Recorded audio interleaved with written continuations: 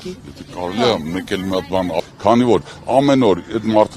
մարդկանց շեղում այն որ անհետ իր պահվածքով, մի կողմից, մյուս կողմից է հմեկը զավթած է իր դաշնակիցների եւ իր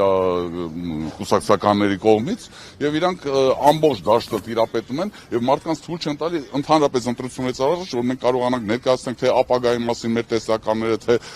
ընդհանրապես ինչ որ խոսակցություն չի գնում նրա մասին թե ինչ կարող ենք անել որ փոփոխություն լինի մեր պետության մեջ դեպի իրական ժողովրդավարություն։ Իսկ սա ինչ որ կատարվում է իրական մենք տեսնում ենք դա որպես հիբրիդային պատերազմ մեր ժողովրդի հանդեպ։ Չեք կարծում հանրային հեռուստաընկերությունը ոչ միայն ընտրողաբար է վերաբերվում միայն քաղաքացիական պայմանագրին լուսաբանելու, այլ ֆիլմերի հանդեպ, քանի որ վերջին աղմուկահարույց ֆիլմը, աղքելված ֆիլմ անվամբ հրապարակվեց Պասկևիչյանի անկախության մասին ֆիլմ, որը կարծես թե հանրային հեռուստաընկերությունը չի ուզում եթե տրամադրի։ Սա նույնպես այդ հիբրիդային պատերազմի մասն է, որ երբ որ ուզում են մեր ազգայինը, մեր ինքնությունը ընդհանրապես մեջներիցս հանեն եւ սարքեն ինչ որ ամորֆ մի հատ ինչ որ ազգ, որը որ ոչ պատմություն ունի, ոչ հիշատակ ունի, իհարկե դա չի ստացվելու, ոչ մի կերպ դա չի ստացվելու իրանց մոտ, բայց ամեն դեպքում փորձեր իրանք կատարում են եւ դեռևս մինչ իրանք պաշտոնավարելու են, դա այդ փորձերը չի վերջանալու։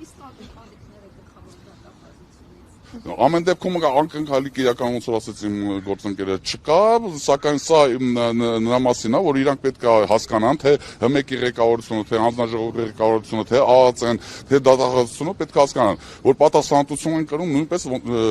նույն չափով, ինչքան որ Փաշինյանը։